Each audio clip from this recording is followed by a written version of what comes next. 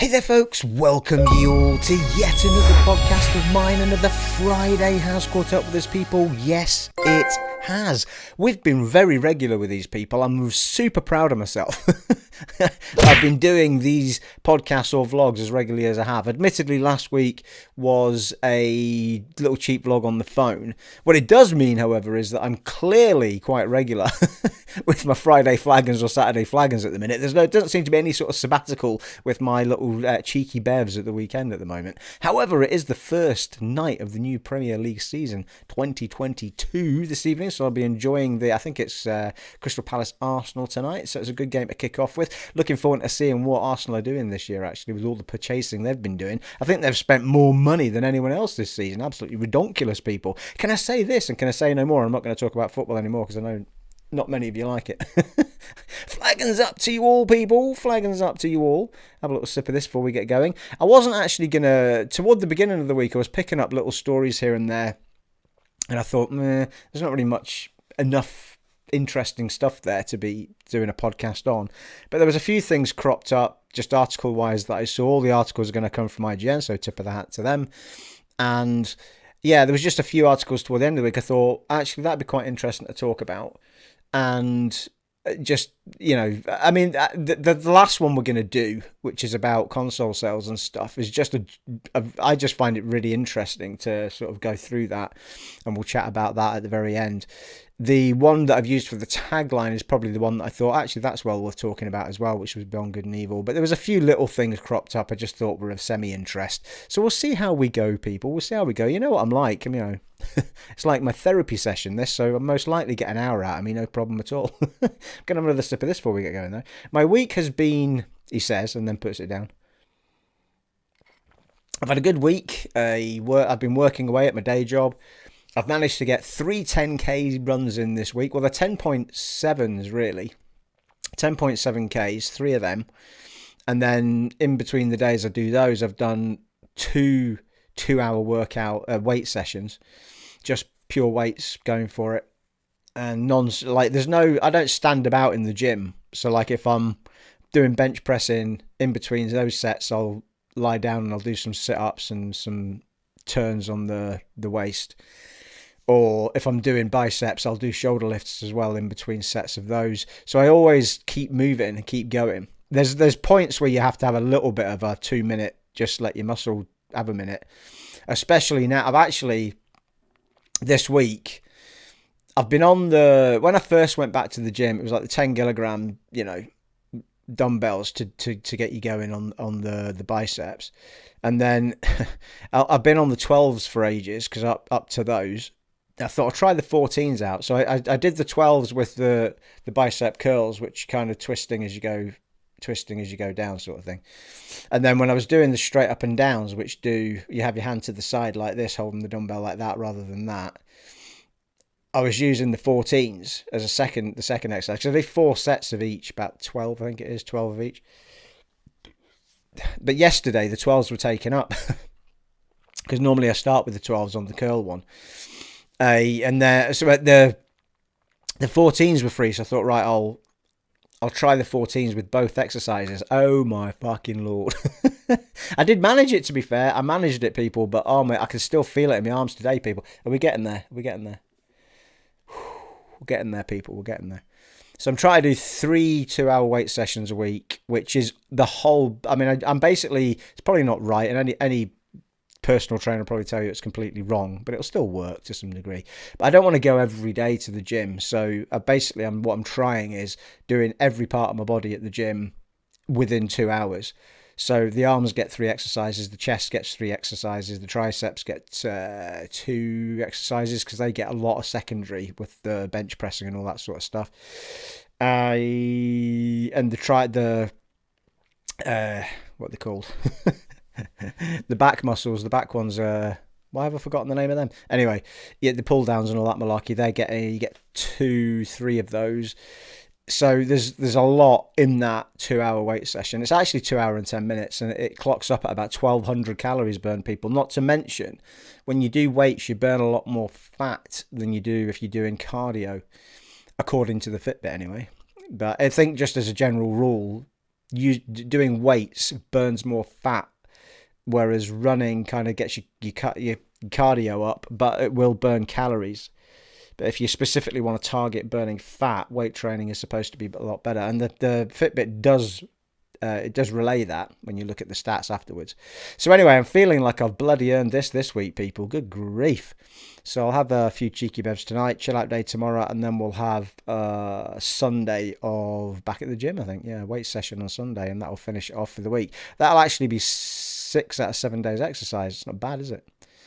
Whew, people. Hey, 51 and smashing it, people. And here's the thing. That's 3 times, it might have been twice, I'm going to say it was 3, that someone has said to me at the gym, I can't remember how you get talking about it, but it's some joke about age. And I said, I'll say, like, oh, flipping heck, I mean, I'm 51. And they'll go, what? I thought you were in your 30s, mate. So I'm going to take that all day long, people. I don't know what filters they're wearing in the contact lenses, but I want everybody to wear them. I'll take that, people. But I think, to be fair, though, I do feel like I look pretty good for my age without, sounding like a right twat. But I think a lot of it, I feel like a lot of it is because I do a lot of running, a lot of exercise. So there's a lot of oxygen going to the blood cells and all that malarkey, and that does help maintain how well you look. I mean, I remember for the 20 years that I smoked, people, I mean, I gave up when I was 40, so that's 11 years now. But when I smoked, I look back at pictures of myself, even though I was, 15 years younger or whatever it might be, and I look dreadful. Like, my skin looks grey, and it just looks dry, and yeah, I just don't look good at all. So it's certainly in that mid to late 30s section before I gave up, it was starting to look a bit ropey. So I'm feeling pretty good about myself at the moment, that has to be said. It is what it is, people. You can't stop the wrinkles coming, but you'll look, if you treat your body well, you'll look like you treat your body well. And if you don't treat your body well, it'll reflect, and that's just how it works. That's just it's life in general, isn't it? And it's also bloody good for the mind, people, a bit of exercise, especially cardio. Well, should we talk about some gaming stuffs, people? Now, here's the thing. I need to wear my glasses because we're going to read the articles, but I've managed to sit on my glasses, people, and they're squint. I'm going to have to take them to the shop. I can't get them sorted. I don't know what I've done to them. You put them down on the desk and like one arm's like 2 inches higher than the other arm. So I'm having to sort of, it doesn't look too bad. My hat's hiding what's going on. So, in no particular order, I'm pretty sure the thumbnail is going to say Beyond Good and Evil, new writer, but we're not starting with that. But it's a bit further down the list. But this is me reading them off as I found them through the week. So, EA says single-player games are a really, really important part of its portfolio after the controversy that was their complete and utter balls up, which we talked about in another podcast, of them tweeting out a joke about single-player games being a bit shit. They didn't say that, but they said, the meme that they put out was basically suggesting that multiplayers were better. So they've come out with comments, people. Let's go to. I've got the links for these articles, so we'll click on them as we get to them. It looks. Hello. Let's reject all for now. Cookies. It looks as though EA is still trying to make amends for that joke about single-player games, with CEO Andrew Wilson calling them really, really important. During a recent earnings call, EA CEO Andrew Wilson reassured investors that single-player games are still a major part of the company's output, despite what it may say on Twitter. As we think about single-player games, we think it's really, really important part of the overall portfolio that we deliver in fulfillment of those core motivations. Yeah, I mean, it actually shows a picture of the tweet, well, their response to the original tweet after they got a shit ton of attention for it. Yeah, so Yeah, so their original quote was the meme that was, there are 10, but they only like playing single-player games, having a dig at single-player games. After getting a roasting in their comments, they then responded to their own tweet saying, roast well deserved, we'll take this L, because playing single-player games is actually makes them an 11. But that wasn't just now, that was when it all kicked off.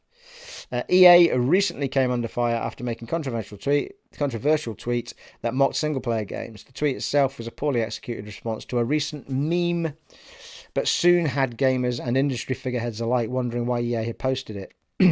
After all, the company has published plenty of critically acclaimed single-player games, including Mass Effect Legendary Edition, Star Wars Jedi Fallen Order, and The Sims 4. That old chestnut that I will never play. But they are super popular. Now the company is clearly trying to play it down. The way we think about it, this is really less about which game and more about which motivations these games fulfill, said Wilson. So we know that our players, they have these core motivations: inspiration, escape, social connection, competition, self-improvement, creation. These things that bring us together as players of games, and the creation of worlds and building of characters. And the telling of stories is really important in the fulfillment of some of those motivations. Even worse than being torn apart on social media, EA also came under fire for its own employees about the joke. According to USA Today, EA employees disliked the tweet largely because the company's social media is managed by a team that sits outside the game industry. Well, that's not bright, is it?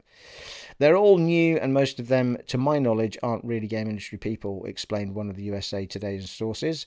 The person who posted that tweet didn't know and wasn't supported properly to ensure something like this didn't happen. Well, that doesn't shock me, and I think, to be fair, I think I said that when we talked about it in the previous podcast when I talked about it when it happened, and I said it's possible they have no idea what they've just said because they're not up to speed on what's going on, or they're not really part of the industry at all, and they're just people that monitor a Twitter account, admins sort of thing.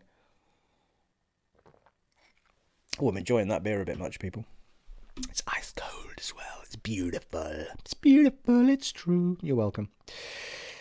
As we think about the model impact and the financial impact of that, the first thing to always keep in mind is that live services still encompass over 70% of our business, and that has been a proven, very reliable, highly recurring revenue stream, and that will still be the predominant driver in our P&L, profit and loss, long term, said EA CFO Chris Su.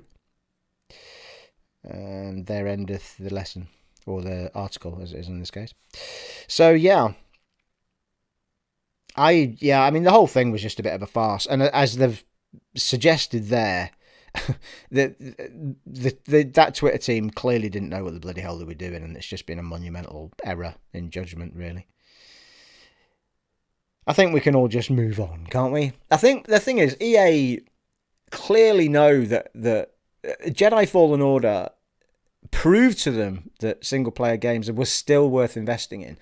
I think if Jedi Fallen Order hadn't been a massive success, I think they would have been even worse with single-player games. I think they would have started actually reducing or even thinking about selling off or dumping some of those single-player companies, because I think at that point they genuinely thought single-player games were completely pointless. Everything, and not to mention everything they were doing was in a decline. Like Mass Effect Andromeda just bombed. Nobody liked it. And it wasn't because nobody wanted a Mass Effect single-player game. It was simply because it just wasn't good enough for what people expected from Mass Effect. So there wasn't really anything in their locker. They'd already dumped Visceral, and Dead Space was gone. But of course, we've now got another EA studio picking that mantle up, and we've got the Dead Space remake coming, which I'm still not overly convinced about. We'll wait and see what happens with that. So I think Jedi Fallen Order has basically, in my opinion, saved single-player games for EA.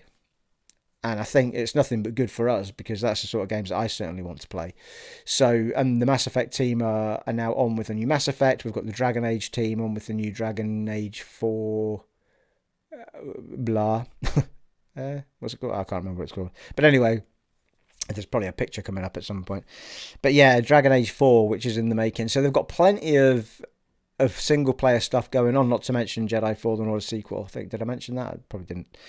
And I think they just I think more than anything, it's probably just good to keep reinforcing it like this so that the studios making those games know that they're okay.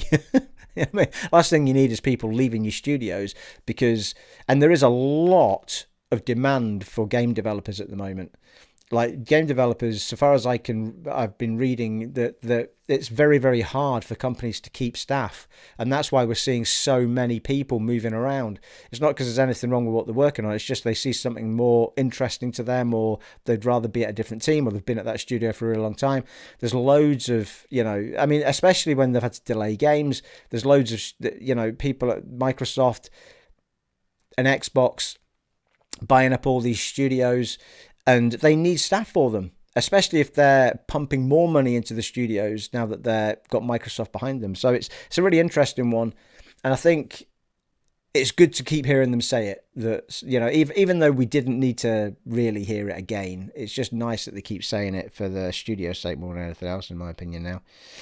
It's nice, though, as a fan, to know that they are still on with that they still see it as a core focus, even though 70%, I mean, they're not going to lose 70% of the revenue. Sounds like, oh, well, maybe it's not worth it. But 30% of a shitload of money is still a shitload of money. So keep doing it, people. The more the better, as far as I'm concerned. EA has found its new rhythm as COVID-19 pandemic forces delays elsewhere. Sticking with EA for a little bit here, people. More than 2 years after the advent of the COVID-19 pandemic, the video game industry is still adapting to the impact of the deadly virus on work culture. Speaking during today's earnings call, though, EA Chief Operating Officer Laura Mealy, one of those, we'll go with Melee, M-I-E-L-E, Melee, said the company has found its new rhythm in the COVID era. Yes, we did see initially some disruption in how our teams make games, but I am just blown away by the ingenuity and creativity of our teams and how they have adapted, Millay said during the call. According to Millay, which I'm probably saying wrong, more people are coming back to the office on a regular basis, and EA has seen a lot of progress in working out of the rhythm and process in how our teams make games.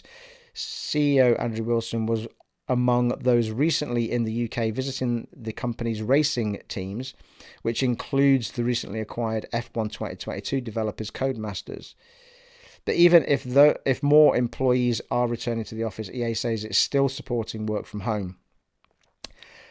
Quote, sometimes it's more meaningful for them to be in the office together, sometimes it's better for them to be at home, Millay said, explaining that most intensive parts of the development cycle may have different staffing requirements.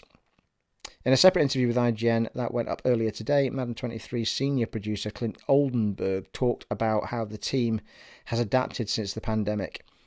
Quote, I think the biggest change for our team is a result of the pandemic, like everywhere else.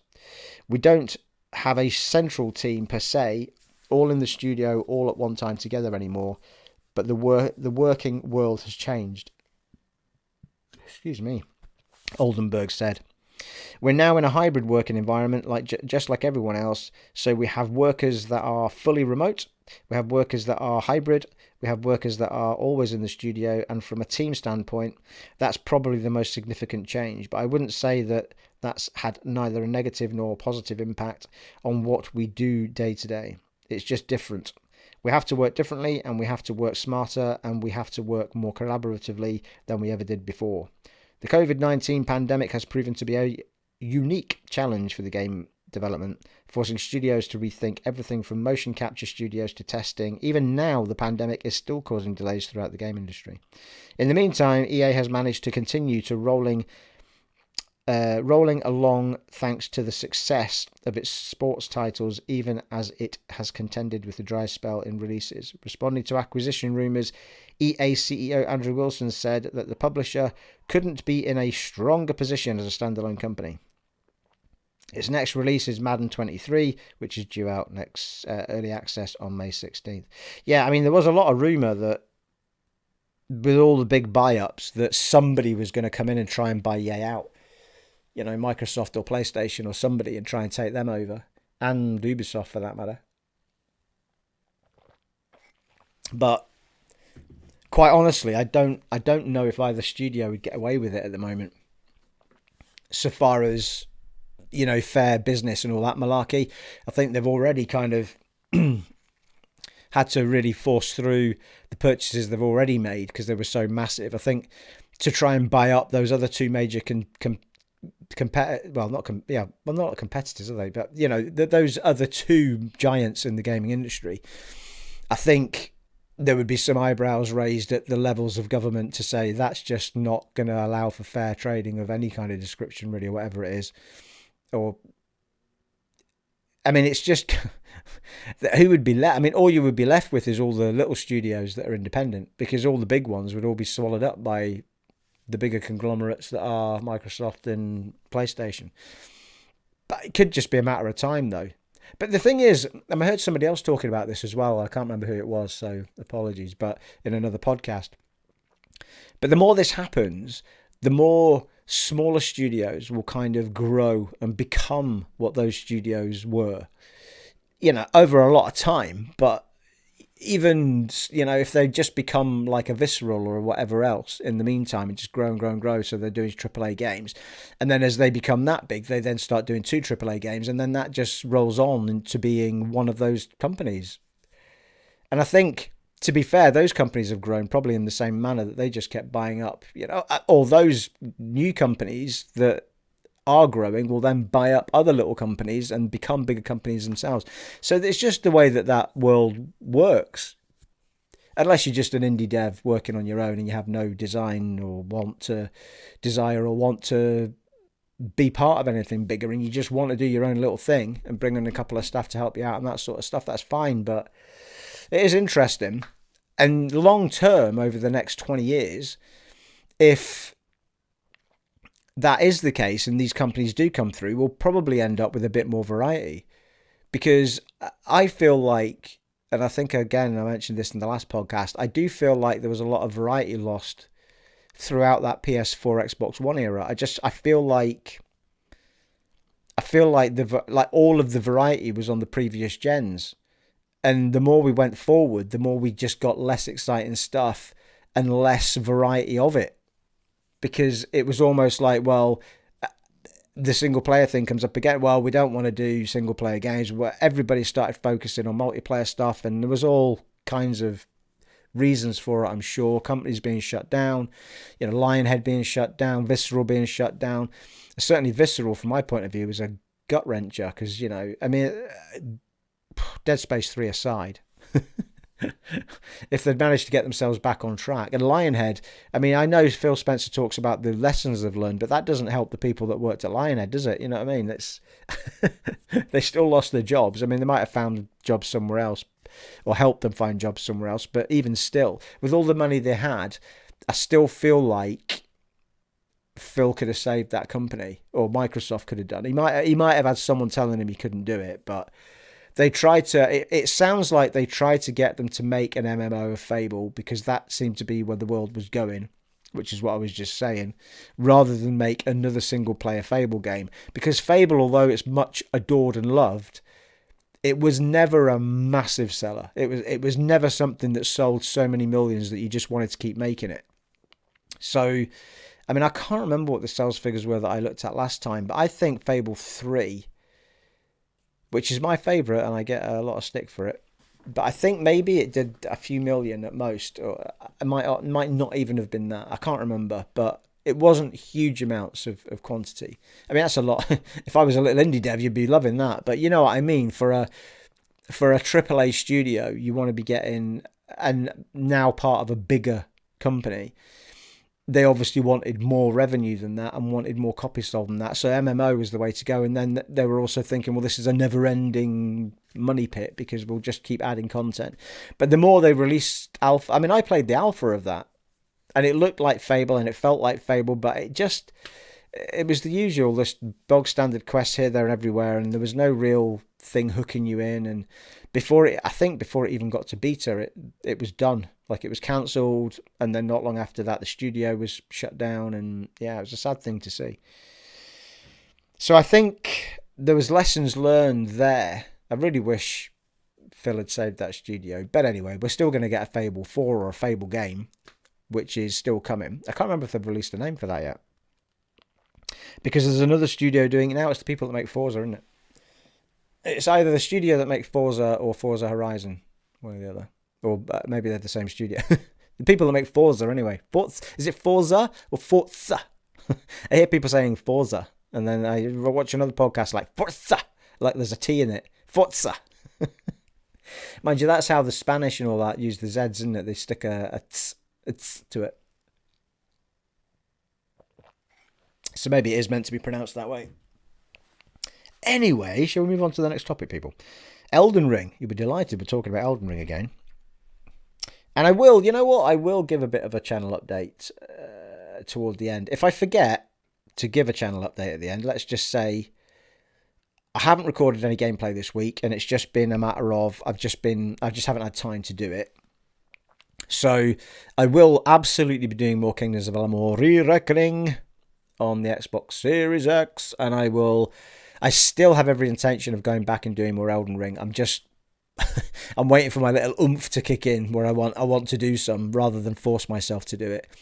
And I was really enjoying the Kingdoms of Amalur Re-Reckoning play there as I got back into it. So I'm gonna get back to Kingdoms of Amalur first, and then hopefully we'll get a little bit of a buzz for Elden Ring, and I can start throwing up some more Elden Ring. But I still have every intention of doing those two games. Where were we? Elden Ring had one of the biggest game launches on YouTube ever, with loads of R's. Let's have a look at the article here. Again, every article I'm reading is from IGN. In its first 60 days of release, Elden Ring became one of YouTube's biggest ever gaming launches, seeing well over 3 billion combined video views. Can I just say, I'm in that stat. I am in that stat because I played Elden Ring when it launched.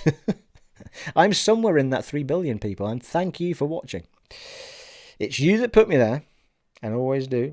In stats shared exclusively with IGN, Elden Ring saw 3.4 billion views in the 2 months after launch, dwarfing the next game on the list, GTA 5, on 1.9 billion.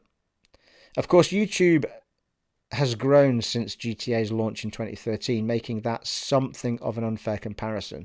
But the far more recent Red Dead Redemption 2 saw 1.4 billion, which is half, isn't it, of what the other one was.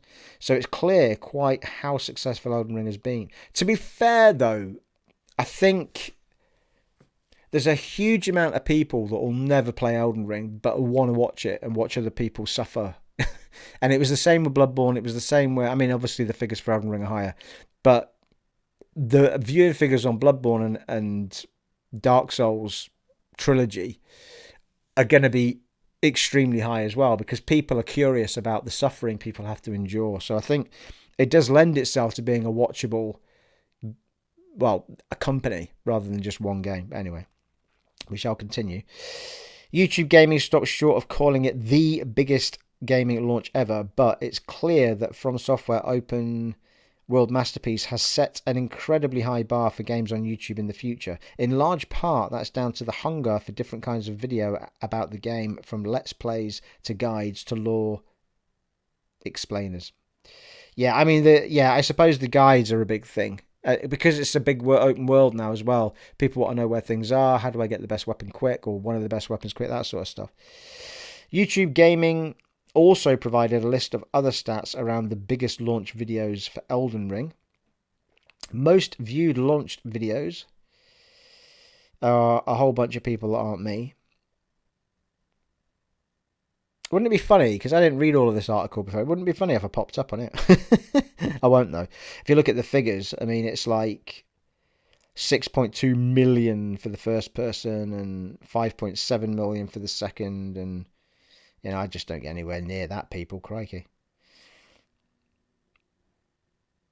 Uploads by bosses descending order: Margit, Millennia, Godric, Star Scourge, Dragonic, Tree Sentinel.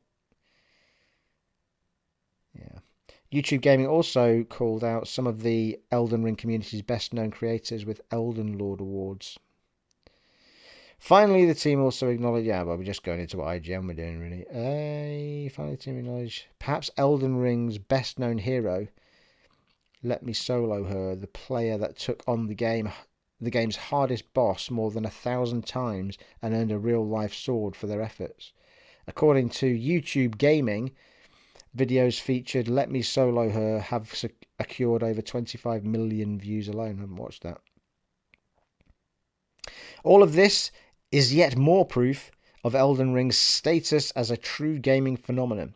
It quickly became one of the fastest-selling games in recent history in both the US, Europe, one of Steam's most played games by concurrent users, and one of the best-reviewed games in modern history. We called it a masterpiece, 10 out of 10. Yeah, it is a cracking game, and it is most likely going to win. I mean, I don't actually even care what God of War does now, assuming it does come out this year. I still think Elden Ring will nail it for Game of the Year in 90% of places, because it's original and it's not a sequel. And I think there's I don't know. I don't know if the gameplay. I mean, good, bad, or indifferent. I loved God of War, and I loved playing through it. And it is a stunning piece of work. If the second was anything like it, it would be a good fight for Game of the Year. But I just think because it's a sequel, I think Elden Ring will have the edge. And also because it's something new that they've tried to do with keeping the mechanics of and enhancing the mechanics of what they do in the Soulsborne games, and yet sticking it in an open world. For my liking, I kind of, in my mind, at this point, I've kind of dropped the game to a 9 out of 10. Initially, I was giving it 10 out of 10s, but the more I've played the game, the more I feel like, and I have spoken about this before in another podcast, the more I feel like the open world bosses in the caves and that sort of stuff, those caves have become seriously repetitive. Like, there could have been a lot more variety to the caves themselves, and a lot more reason and rhyme for where an enemy is and why it's there. I mean, literally, it's the same kind of cave over and over again with different tunnels. And you end up at a big door, you open it, and there's a big monster sat in a room. It's like, well, why is that monster sat in a room? You know what I mean? It's like, there has to be some context, or... I mean, it's still fun. I'm being really picky, but if I was going to give it a 10 out... If I was going to say any criticism about it, that's my criticism. I realise you don't have to fight them, you don't have to go in there, but if you are going to put those things in the world, then I think had they given themselves another 6 months, another year maybe, I think that they could have done far more with those and made them far more interesting. Even made the caves a lot different, you know, like even if they'd made the environments a lot more different, yet still had an enemy at the end, but just don't always make it behind a wooden door. That it just didn't make an awful lot of sense as to what they were about. It was literally like, let's just have a cave, let's have some monsters let's just have some standard enemies to get through, maybe something a little bit harder just before the boss, and then have a boss behind a door. It's like, it was the same thing nearly every time. But I mean, in one cave, I beat the boss first time, but I couldn't get past the fucking bear. It's a bear wandering about the place. And the bears are so overpowered in that game. It is redonkulous, people. Anyway. I'm really happy for the game, though. It's a superb... I'm not surprised one bit that it is the most viewed thing on YouTube within its launch. Within its launch time, what have we got next, people? Gotham Knights revealing 28 people, as no less than 28 superhero suits, and how they were made is the article. But let's just have a little look. I did pick up on it because I thought it was quite cool that they've got a lot of different... I mean, it sounds stupid that this sort of stuff should be important, but it is, right? It's one of my biggest gripes with Jedi Fallen Order, even though it was my game of the year that year. It's like I was sick of fucking ponchos, and I only liked about 2 ponchos in the whole fucking game. The thing annoyed the shit out of me. There was not enough variety in clothing at all. I really wanted to run around feeling cool, and there was very, very few times that I felt cool. And in fact, I think that one of the few ponchos that I really wanted to wear was a more material type one, and it was a really, really, really far into the game, like quite heavily into the game. So I spent most of the game running around in shit that I didn't like. And there was no real customization, as I remember, apart from the poncho. I mean, I think there was an undergarment thing, but they could do. I'm hoping the next game's got a lot more to do. Really let you customize your character. It'd be quite cool. Well, not customize your character, but you know what I mean. What they're wearing, it's going to be the same character. So Gotham Knights will include a lot more superhero suits for your character to wear, and we have the designs from 28 of them to show you. I won't. If you want to go and look at them, you can always go and look up the article or just Google search the images. I probably won't go through the motions of trying to get all these images onto my podcast and show you them, because it's a lot of work, people, frankly, that I don't need in my life. But I will, of course, be putting up some footage of gameplay and stuff. I've already got these images for you today, you know what I mean? Hey, where did we get to here, people?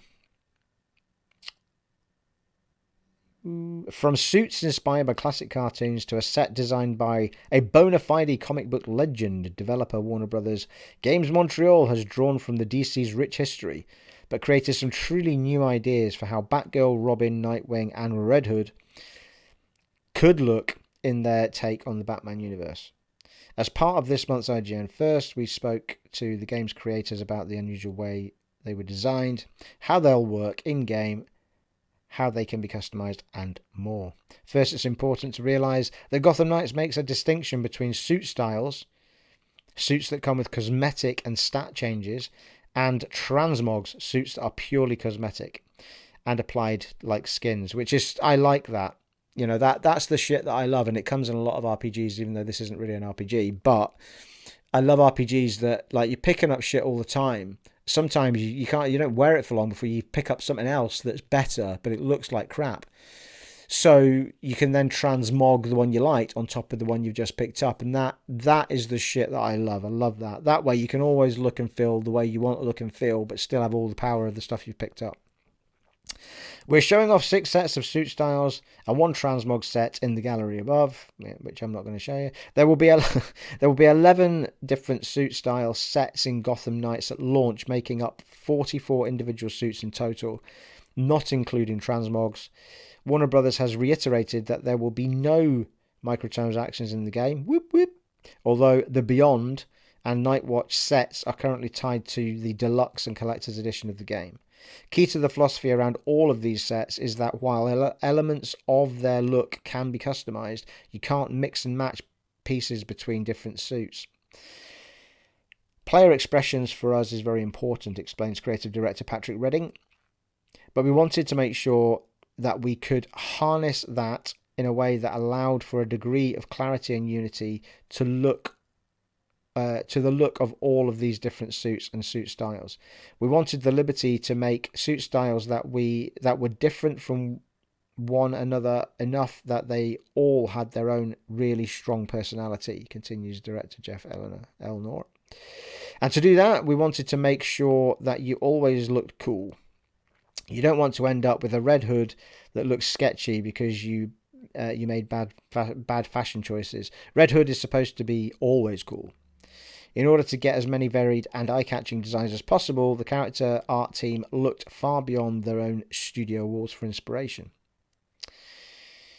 We knew we wanted to create this wide range of suit styles with a lot of distinct looks, explains character art director Jay Evans. So I think we took an approach that was pretty unique to this project. We started with our internal team, but we also searched for a bunch of artists that would have styles that kind of synced up with what we were looking for. We basically looked on the internet, various websites, various people's portfolios, various social medias, found these artists, contacted them, and then we ended up having artists from Germany, France, Korea, Japan, US, all contributing to generating ideas for these suit styles. That was very exciting for us as associate character art director Jianli Wu. I think I said that right, Jianli Wu. Just because several of those different suit styles were happening at the same time, so we could get a work in progress update from one artist, say from Germany, and then the next day we'll get something from Korea, for instance. So for us, it was really interesting to see each artist's personal taste and their take on the suit styles that we chose for them. Outside artists were picked not just for their raw ability, but for how applicable their existing work was. The Warner Brothers Montreal team came up with basic philosophies for each suit style, then went looking for people who could interpret those in their own way. Wu offers as an example. For instance, the Beyond one, which you can see but you can't, the artist, his portfolio was already looking, I would say, 70% close to what we were looking for. So that gave us a sort of, yeah, it's not quite written rightly. So that gave us a sort of like the initial confidence to talk to them and then to reach out and ask them to work on the game. Evans explains the benefit of this approach. I feel like you get awesome results when you ask someone for their own kind of personal style a little bit. You tend to get like more passion. It just flows better for them. Jim Lee team up. Designing the suit styles for Gotham Knights was a true collaborative effort, with DC, of course, having its own input. This relationship apparently wasn't a restrictive one, though, and instead encouraged experimentation. Quote, working with DC on these suit styles, I mean, it's a partnership for sure, says Evans, of that relationship, and it starts in the early stages of the character designs. We have kind of these check-in points, but we share very early sketches with them, get kind of a buy-in like, this is the direction we're heading in. What do you think? Are you cool with the overall direction? And yeah, it was a fantastic relationship. Most of the time, we were encouraged to explore. How would this look on my desk with something oh, okay. I think we probably got to the... I think we've got the crux of it. It's a hugely long article. I'm not going to read the whole thing out to you. But they've basically gone to a whole bunch of... through a whole bunch of different people like these indie... well, yeah, indies, I suppose you can call them. Individual people that had nothing to do with their company to get fresh ideas to come in and do that. Then they're working with the DC guys to get what they really want to see in this game. I mean, at this point, frankly, it's just fucking lucky they're not cancelling the game. The way that they've just cancelled the movie, the Batgirl movie, and something else as well because they've changed direction. I'm pretty sure that Batgirl in this game is probably going to look like the Batgirl that was in the film. I'm pretty sure the costume was the same, wasn't it? I don't know. Can't remember. But anyway, I love the fact that they've gone to this kind of effort with it, though. And if you take into account if Jedi Fallen Order had done a similar thing with the efforts, and I think with all due respect to Respawn, who made Jedi Fallen Order, I think it was really a time thing. I think they were under pressure to get that game out within a period of time. There wasn't enough time to go doing a whole bunch of that sort of stuff when they could just get the game out with the bare bones, and people still loved it. And you could tell that from the technical mess that it was on the base consoles as well. I had a great experience with it because I played it on the PS4 Pro, and the PS5 plays it like a dream. But if you were on those base consoles, especially the Xbox One, but even the PS4, Aaron Brew, my son, he played it on the bog standard PS4. He had no end of bloody technical issues with it. So there was a time restraint there, I think, with Respawn. And I think that's where a lot of that came in to, there wasn't enough customization in it. So I love that sort of thing. I love the fact they're putting that sort of effort in. And if we get that in the next Jedi game, then whew, baby. Oh yeah. Come on, bring it. Bring it on. Let's bring it on. Let's get it on. AEW Fight Forever reveals its match types and more. So AEW Wrestling is getting its own wrestling game, people. It was only a matter of time. We've had the WWE ones for years, or WWF if you go back far enough. But I was always massive on these games back in the PS2 days and even early Xbox days, but definitely PS2. And they were always really well received, really popular. They were just awesome. There was a lot of heart went into them, and it just, in recent years, they've got slaughtered, haven't they? I think the new WWE one, they've kind of heard what the audience was saying, and there is now a proper good one in development or out. I can't remember if it was out or in development. It's not the kind of thing I'll play anymore, but they were great fun. I remember playing these with Aaron Bruin when he was, smaller, and we had a fantastic time with them. Couch co-op. is that's the sort of game it's just made for, isn't it? You know, tag team fighting or fighting against each other, or I mean, it's just brilliant. And I'm sure that is now a thing where you can do it online. But back on the PS2 day, it was all on couch co-op and stuff, or on couch fight. On couch playing, on couch co-op or on couch fighting someone else. And it was just fantastic. And of course, that was back in the Attitude Era and stuff. That it was just awesome. I mean, they were great games, and I'm still into my wrestling to this day. And I am swaying way more towards AEW at the minute than WWE, simply because it's proper, full-on adult kicking the shit out of each other wrestling, not the god-awful family thing they've done with WWE. However, now that Triple H has taken over from Vince McMahon, I suspect we're going to see hopefully a slightly darker route going into the WWE again. I don't know if they will or not. Steph McMahon's still the big cheese, but Triple H is the creative design, the creative force behind it now, the creative CEO, whatever his title is. And going by what he did with NXT, you got to fancy it to be getting a lot better. So, but anyway, I digress. But the wrestling games were, I mean, yeah, they were superb. And if AEW can pull off, I think it's THQ that is making it, and they're the ones that have made the wrestling games since the dawn of time. So they've gone to the place that is absolutely capable of making a cracking wrestling game. So it'll be really interesting to see what they come up with. See what the article actually says. Instead of me blabbering on, fresh details about AEW Fight Forever have emerged, bringing news of different match types and customization options that players can expect. THQ Nordic has also been confirmed as the publisher.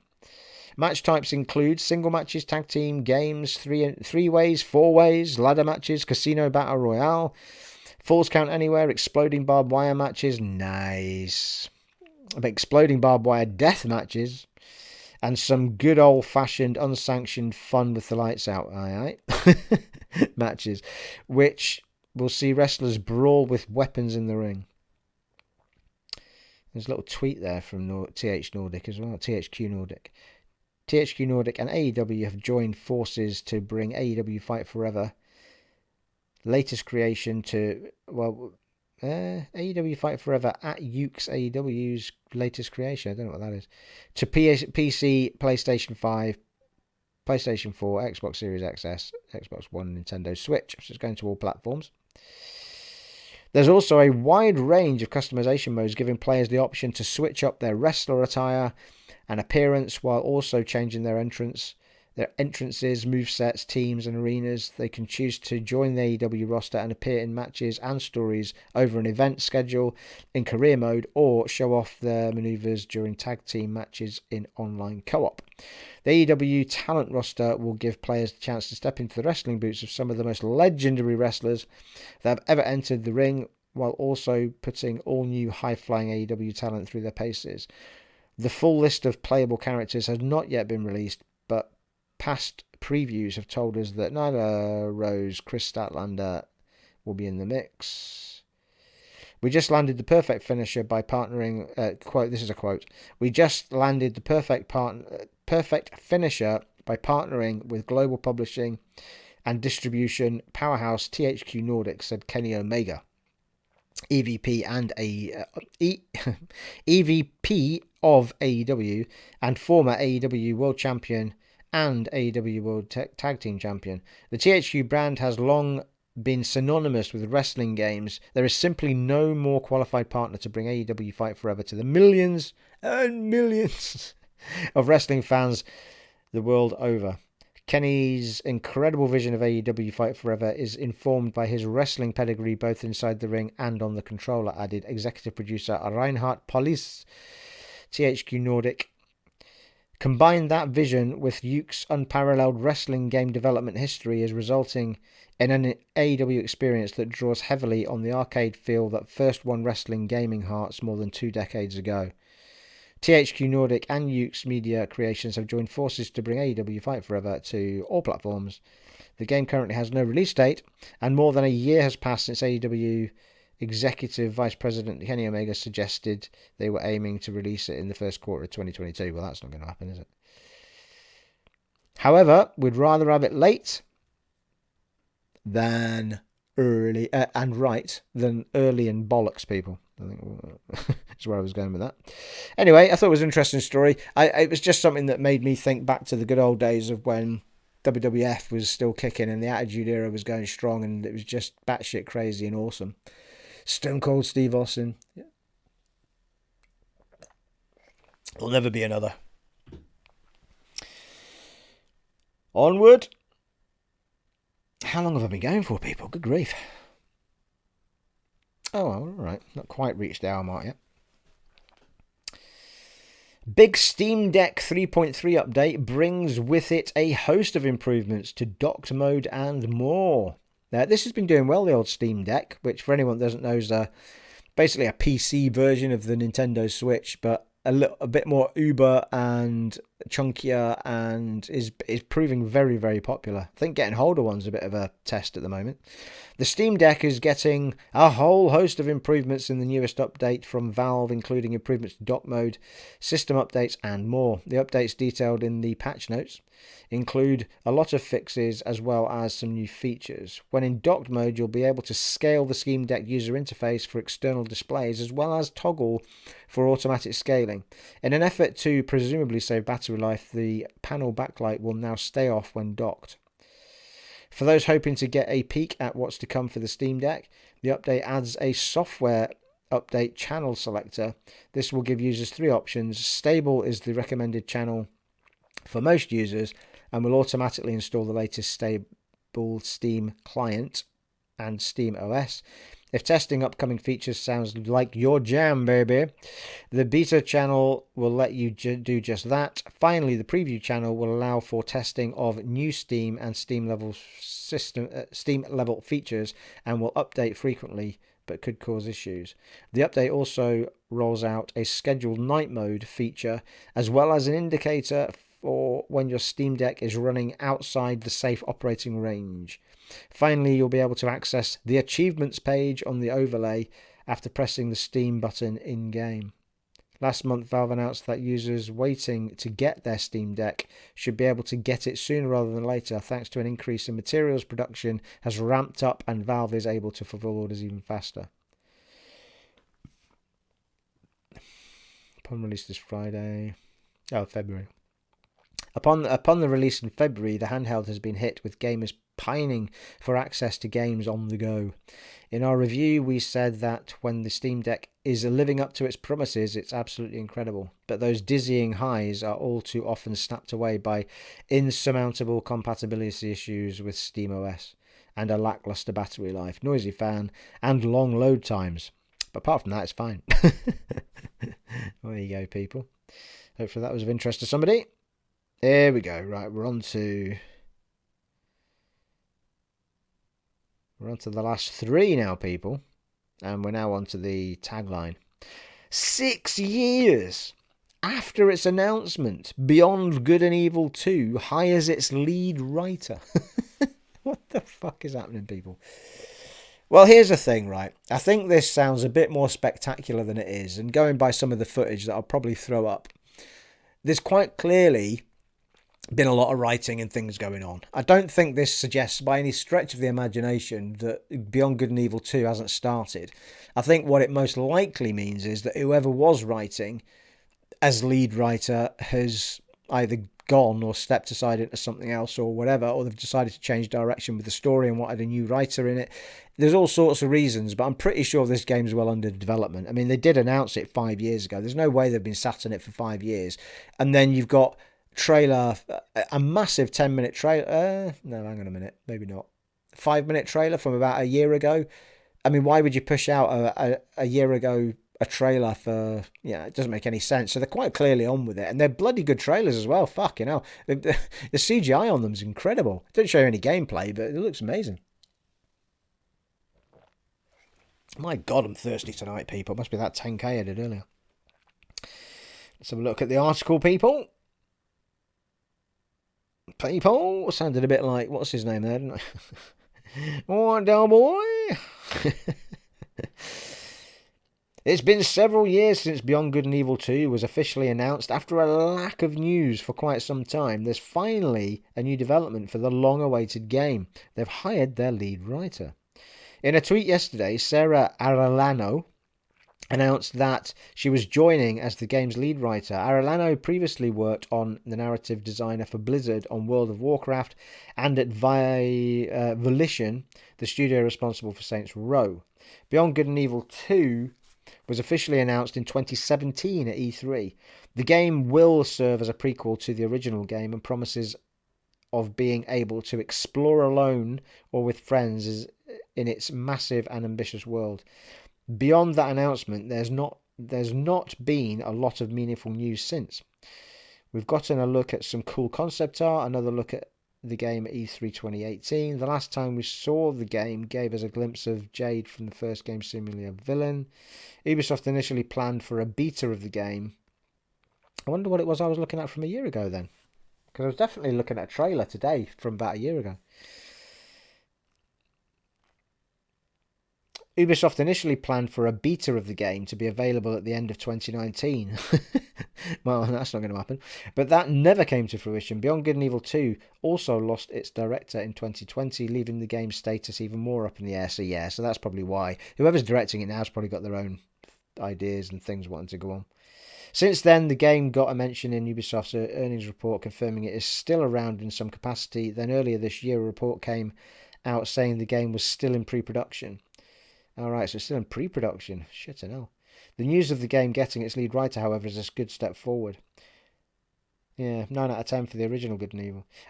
Yeah, okay. Well, I've got that wrong. I mean, it quite clearly has taken a long time to get it. But I mean, maybe they, with the director leaving, maybe they just decided to just stop and let the new person coming in do their own thing. So, I mean, pre-production, as far as I know, means that no one's actually coding anything. It's all concept art and story and, you know, putting the storyboards together, all that sort of stuff.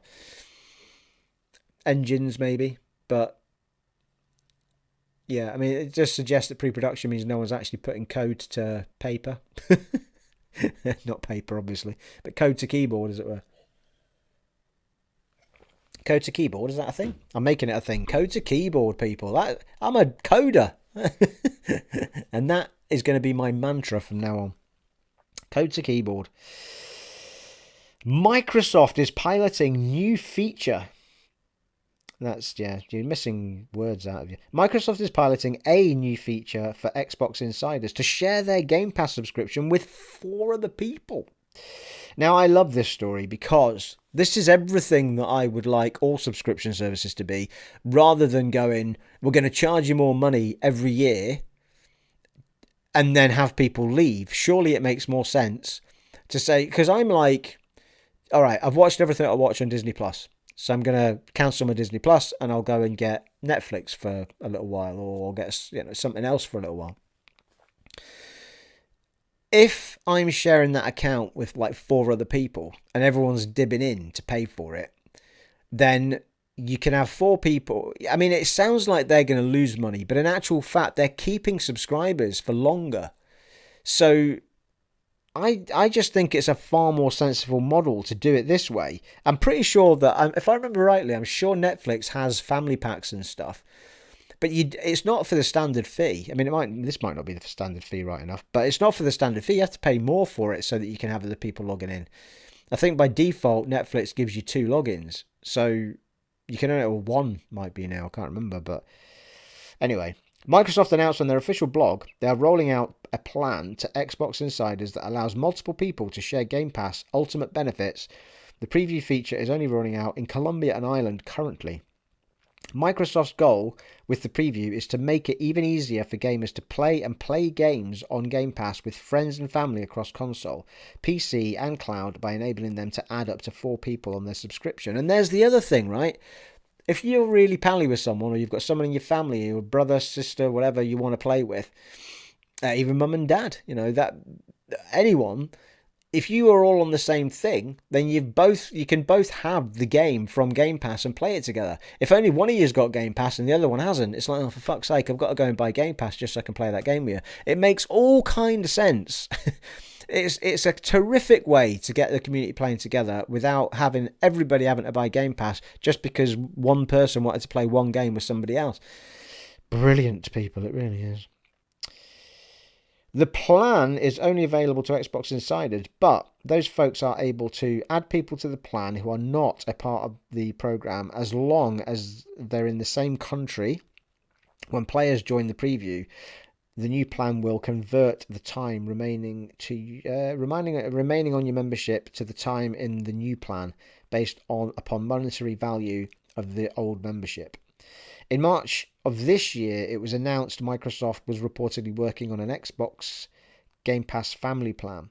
The details from then, which is what I was just moaning about a little bit, but the details from then, including requiring added members to be in the same country, are the same or similar to that initial report. So they might be going, sounds like they're doing this instead. Xbox Game Pass gives subscribers a rotating list of games for $9.99 a month. Oftentimes, it even includes day one releases for Microsoft's first-party titles at no additional cost. The next tier, it just goes through the tiers of them now. So for me, I'm just wondering if this article's got when it might be. No, it doesn't say when it might be actually live.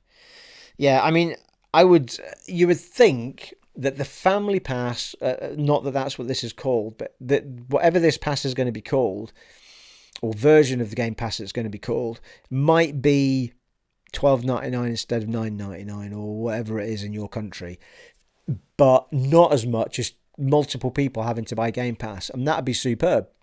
So I'd be all for that. I don't have any reason to be doing it, but, well, I might have actually.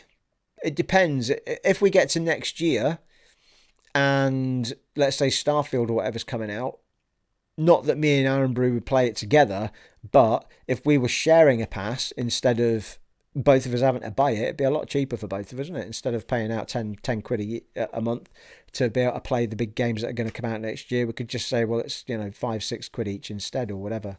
Yeah. I mean, obviously only one of us will be actually paying for the pass, and I would attach Aaron Brew to my pass. But, I mean, I probably wouldn't charge him, to be fair. But, I could just put him down as a person on my pass. If I was a bit of a stingy dad, I could say, well, you give me a £5 and not have to pay the £10. It's a bit cheaper. It's a fantastic idea. But I'm not a stingy dad. I'm a great dad. And I would just let him have it, people. It's the kind of dad I am. It's the way I roll, people. It's just the way I roll. Just like...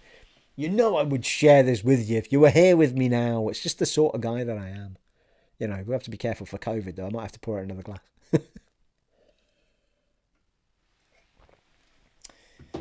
Or I could give you a can of your own, That might be the guy I am, rather than... Can I have a drink? Yeah, have a sip of mine. It's cheaper. Anyway, moving on. Right, so the final thing on my list was it was quite an interesting article, just... It won't take long to go through this, to be fair, although it is a massive article. I can skip through to the bits that we're interested in, but it's where Switch PS5 rank among the best-selling video game consoles of all time was the article, but it just became a really interesting article to read. So I was actually more interested in the fact that when you read this article, well, I'll read the beginning of it and then we'll take it from there. Sony's PlayStation 2 has long reigned as the best-selling video game console of all time. Despite its massive sales success, PlayStation 4 will end its run tens of millions of units away from the top spot. And while it too is still a long way from the top, Switch has maintained extraordinary sales momentum, recently passing Wii and PS1 to become the fifth best-selling console of all time. And that shows you just how bloody well the Switch has done. And if you're going to put a Switch Pro in the same bracket, you've got to fancy that to be getting much higher up that list when they come around. With Switch and PS4 having secured their spots among the all-time best-selling consoles, we set out to discover how the rest of Sony, Nintendo and Microsoft's hardware stack up now halfway through 2022. So in fact, at this point, I just kind of started scrolling down to see what the countdown list was, right? So I'm going to just scroll down. Number 28 is the Sega Dreamcast at 9.13 million. Then we've got the Sega Saturn at 9.26 million. Hang on a minute. Yeah, it's going up. Thought that went down for a minute there. And then at 26, we've got the Wii U, which is surprising it's in the list at all and beat those. 13.56 million. Sega Game Gear, 13.9 million. It's interesting how the handhelds come into play here. We've got the PlayStation Vita at 14 million. Did alright, the old Vita. I'm still surprised they got rid of it. Xbox Series XS at 17 million. Now, bear in mind how few years these consoles have been out, right? So we've got 17 million on the Xbox Series X and S. We've got Sega Master System Mark III, 20 million. God, that's going back a few years, isn't it? Bloody hellfire. The original Xbox, 21 million. That's at number 21. Number 21 with 21 million. That's the original Xbox. PlayStation 5 at 21.6 million, right? So PlayStation 5 versus X and S is what it was about 15 million. About 5 million of a difference, I think we're saying there, something like that. Which, for me, that's not bad actually, because I think, is it not the case still that at some point a few years ago, China allowed the sale of consoles in the country again for the first time in a really long time? They've been banned because they thought it was harmful to the young people and all that. And that just opened up a fecking massive doorway to Sony to sell there. But I'm not sure that they're allowed to sell Xboxes there. So there is a little bit of a disparity there, because if you've got an entire, how many people? The the highest count of human beings is in China, isn't it? So I think there's a bit of a disparity. Someone can say in the comments below if that's incorrect and they are allowed to sell Xboxes there. But anyway, I'm still pretty pleased with that. I think that's a pretty decent level playing. That's Microsoft. They worked hard to get that close to Sony again, and considering that there's not, considering the big titles are coming next year and beyond, they've done really, really well. So yeah, 21.6 million for the PlayStation 5. GameCube, 21.74 million. That was a great little system, wasn't it, the GameCube? Those little mini discs.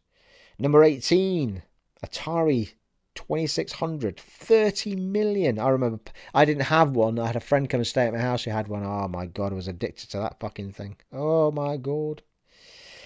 Nintendo 64, I had that. That was the console for Zelda Ocarina of Time, and it was probably my most memorable Christmas with Aaron Brew as a wee laddie. I think he was 6, 7 or 8. One of those. It was just a little thing. And he was just dying to play it, so was I. But we woke up at about 3:30 in the morning, the two of us, and we sat. Well, I opened all his presents, obviously, and then Mum went back to bed, and we just sat there playing Ocarina of Time for hours and hours and hours before Mum got back up again, and then we had to get all sorted for the mayhem that was Christmas Day. But it was brilliant, superb. But yeah, what a console it was. My only gripe with the N64 was versus the PS1 was that you got the 64-bit and you can get the better graphics and stuff, but because it was cartridge, there was limitations to it. For example, when you played the same football game on the PS1 versus the N64, the PS1 would shout out players' names and stuff, whereas the Nintendo one wouldn't do that because there wasn't enough room to be storing the commentary that was players' names and all that sort of stuff, the way that the memory worked. So yeah, it was just really frustrating from that point of view. But as I remember, the story was that the PS1 and the Nintendo 64 were actually originally, they were developing a console together. They had a fallout of some description, and it seemed to be over the fact that PlayStation wanted to use disc and Nintendo wanted to use cartridge, so they both went their own ways, and you ended up with a 64-bit version of the PlayStation 1 that was one cartridge in it. And they were both brilliant consoles, though. Much later, I say much later, maybe a year later or so, me and Aaron's mum had broke up at that point, It was all amicable, people. It's all right. It's okay. And he's fine. He's 30 now. But I'd moved somewhere else and just decided to sort of make it a bit more exciting to come round. I got a PlayStation 1 so that when he was coming round, we had like all the options. So we started playing the PlayStation 1 and that opened up a whole other world of games. So I had every option. That was probably when well, actually, that's probably the last time I had a Nintendo. I bought Aaron a GameCube at one point for his Christmas. And bought him a Wii for his Christmas, but I never really... I got to play the Cube at one point, but I never got to play the Wii at all. His one, anyway. Anyway, 32.93 million for the Nintendo 64 at number 17. Number 16 is a Sega Genesis / Mega Drive, 35 million. Crikey. At number 15 is the SNES Super Famicom / Super Famicom, 49.10 million. Number 14 is Xbox One, 50 million. Did right in the end, the Xbox One. I mean, Phil Spencer saved that gen. I mean, my goodness me. That Xbox One, I nearly said Xbox One Series X. That Xbox One X, I fucking adored that console. I loved the sleek design. It just felt fucking uber. It was fucking uber. It was beautiful. It was brilliant. Really, really good. I mean, obviously the Series X is more uber, but I just don't like the look of it at all. Like, if they can give me another version of the Series X that looks a bit more like the Xbox One X, I'd take that all day long. I'd be trading it in. 50 million for the Xbox One at number 14. The NES / Famicom, 61.91 million. The Nintendo 3DS at 75.94 million, another handhold. Number 11 is the Game Boy Advance, 81.51 million. Number 10 is the PlayStation Portable, which was the one that, the PSP, which came before the Vita. 82 million. It was a massive deal, that. It was a huge little system. That Aaron Brew had one of those.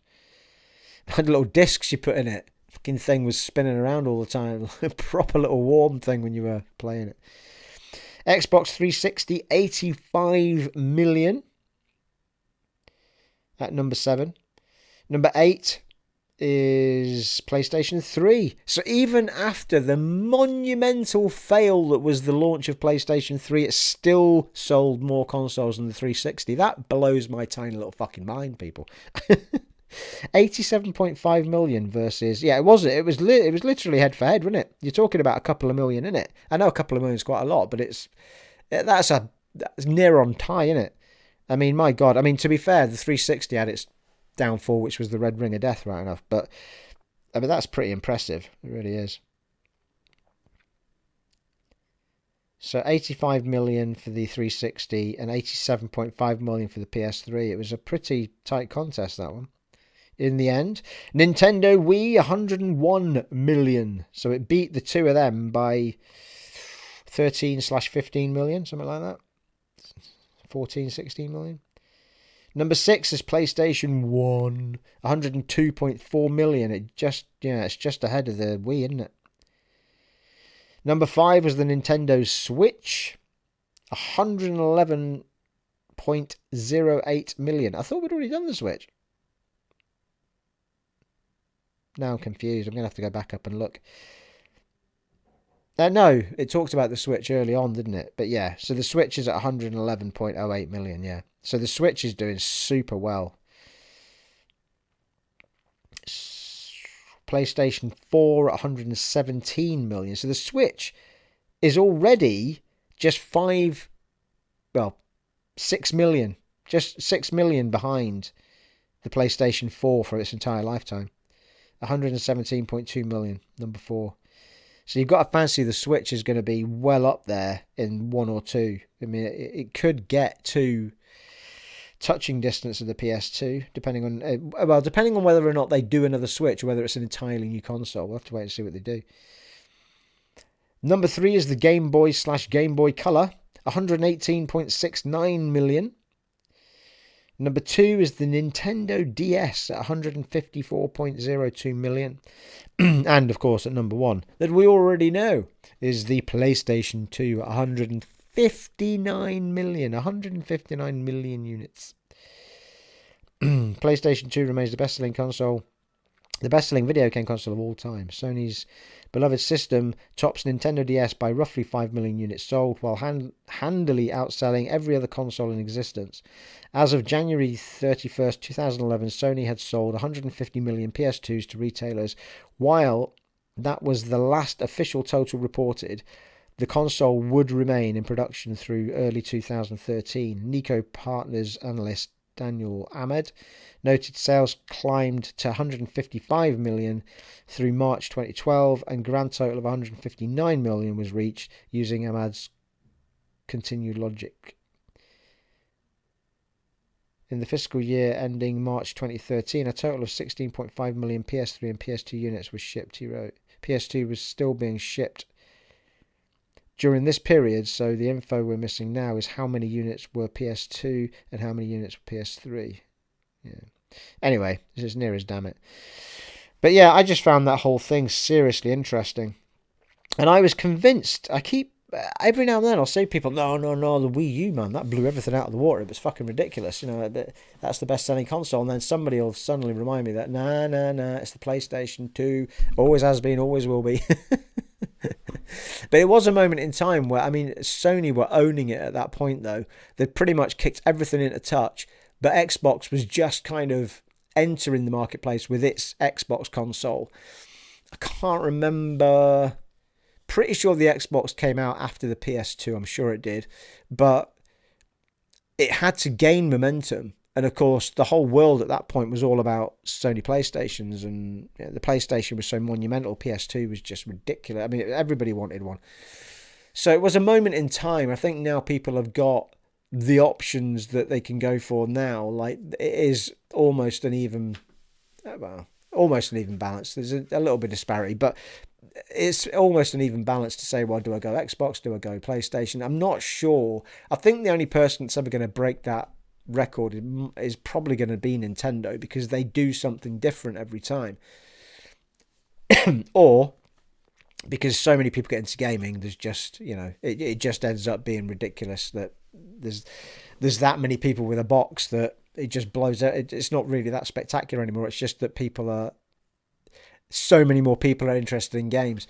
But even at that, because of the way things are going with cloud gaming, you're not even going to need a console anymore, which is going to probably take away from the fact that people are going to be buying them. So that record could stand for my lifetime and still never be broken. So we'll see how it goes anyway. But yeah, fascinating read that though. Really, really, really fascinating, in my little opinion. Well, there you are, people. That's all I have for you. If I carry on spraffing on, I'll be spraffing on about nothing whatsoever at all. I'll be talking nonsense, in fact. Flagons up once again to you all. Blimey, my throat's a bit dry after all that. Surprisingly. I'm not sure why, Stephen. You've drank nearly a whole beer. Yes, and we've been going for the best part of an hour and 20 minutes, according to my watch, or thereabouts. So, no wonder, is it really? I'm a little bit thirsty. Well, there you are, people. It's all I have for you.